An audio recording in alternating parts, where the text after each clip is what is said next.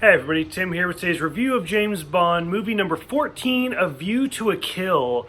I didn't really like this movie a ton. Like, it wasn't a bad movie, it just wasn't one of my favorites. I think mostly because this is the last movie featuring Roger Moore, and it's the last movie featuring Lois Maxwell as Miss Moneypenny. And I'm actually more sad to see Lois Maxwell leave than I am Roger Moore, which I'll kind of get to in a minute. But overall, like, this movie was kind of interesting, but it was just really slow. Like, it had such an interesting villain, and it had some really great, like, chase scenes and stuff like that, but it was just so drawn out. Like, it was just like Christopher Walken scamming horse racing, and like that's it, and trying to flood Silicon Valley. But like, I don't know, I'll kind of start from the top and work my way down like usual. And then when I get to the end, I'll actually tell you my ranking of the Roger Moore movies. So, in this movie, this is the oldest James Bond has been in the movies. Roger Moore was like 57 while making this movie. So, I mean, that alone's kind of interesting. In the beginning, at first, I got a little frustrated because they started skiing again. I was like, I'm sick of seeing all this skiing. But then they actually start snowboarding. I was like, oh, that's kind of cool. The iceberg, like, ship, the hidden ship, whatever, like, was enough to make me roll my eyes, but still, it was kind of funny in the same way.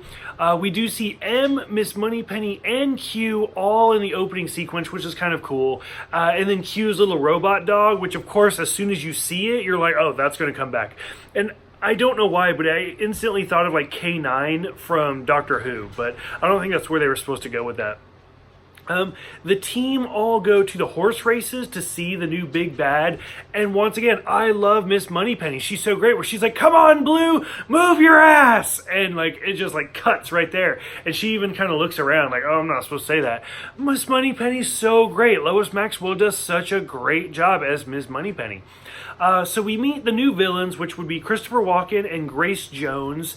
They play Zorin and Mayday, and they're great. They're both very great characters. I mean, who doesn't love Christopher Walken in any sense? And even in this, like, this isn't the youngest I've necessarily seen him, which would probably be like Deer Hunter or something, but I'm so used to seeing him a little bit more on the older side that to see him in this, like, it kind of takes me back a little bit.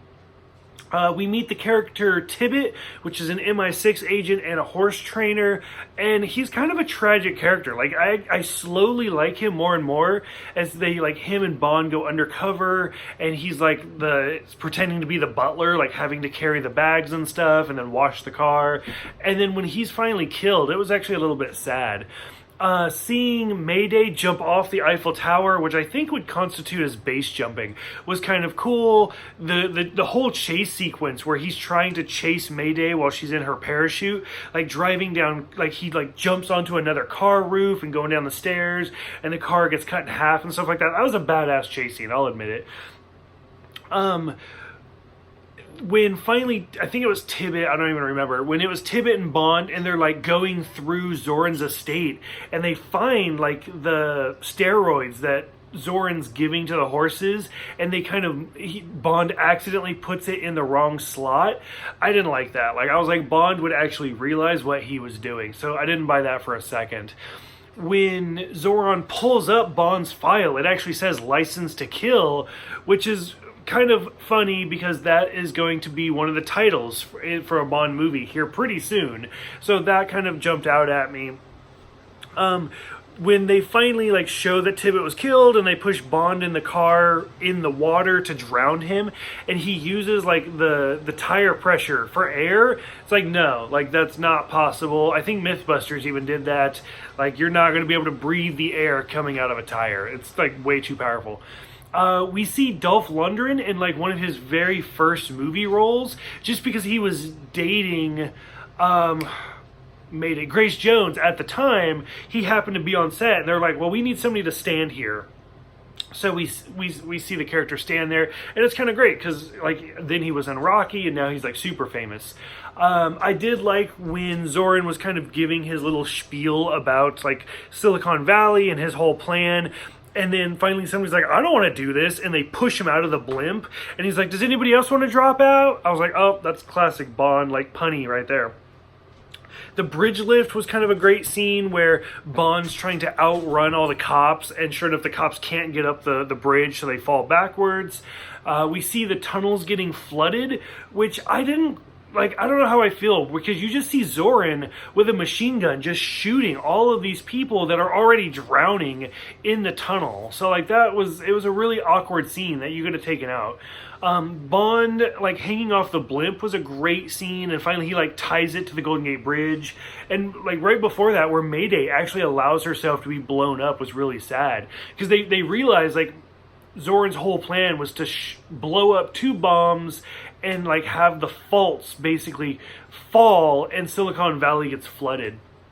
But Bond and Mayday working together get the bomb out, and then they can't deactivate it, so Mayday rides it out into the middle of nowhere and blows herself up just to kind of stick it to Zorin, because he was going to let her die. But anyway, so when Bond ties the knot on the Golden Gate Bridge, I was like, that's actually kind of cool. I actually grew up in San Francisco. I lived in Alameda and Treasure Island, and so to kind of see looking at oh, there's Alcatraz and there's this and there's that, it was kind of a great little scene. I really enjoyed that. And then, of course, at the very end, where they're like, Bond's missing, we don't know where he is. And I was like, really? Because he was just on the Golden Gate Bridge, and his life was not in danger at all. And we even see, Zorin fall off the Golden Gate, which so many people have done that to kill themselves. It's a little sad. And then to see Zorin, that's how he goes. I was like, oh, okay, whatever.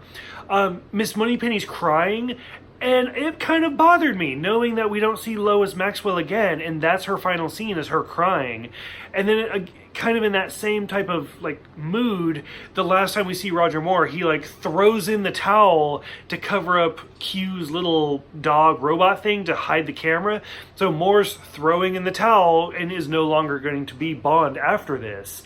So I'm going to focus mostly on Miss Moneypenny for this, because I loved Lois Maxwell so much. She was the longest running actress from going to Dr. No all the way to this. She was in 14 movies. She's done more movies than anybody else, and it was amazing.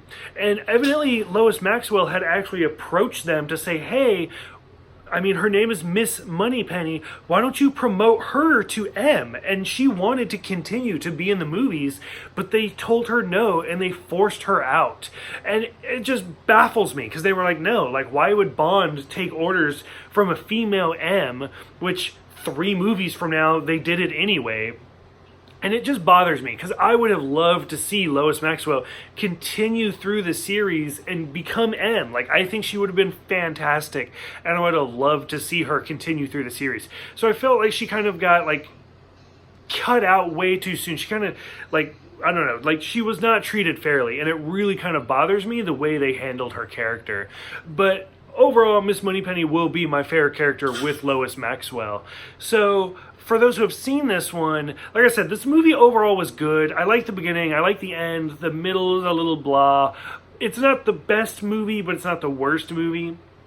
So for those who have seen this one, what did you guys think about the last time we see Roger Moore and Lois Maxwell? Before we move on to a whole new era of Bond, go ahead, let me know in the comments below. I will give you my official rankings, which I'll go ahead and include those in the description for this video as well, but just for those that are watching. For me, to rank all 7 Roger Moore videos from best to worst would be Diamonds Are Forever, Moonraker, which I know most people don't like, but I love Moonraker, Octopussy, The Spy Who Loved Me, Live and Let Die, A View to a Kill, and finally For Your Eyes Only, to me was the worst of the Roger Moore movies.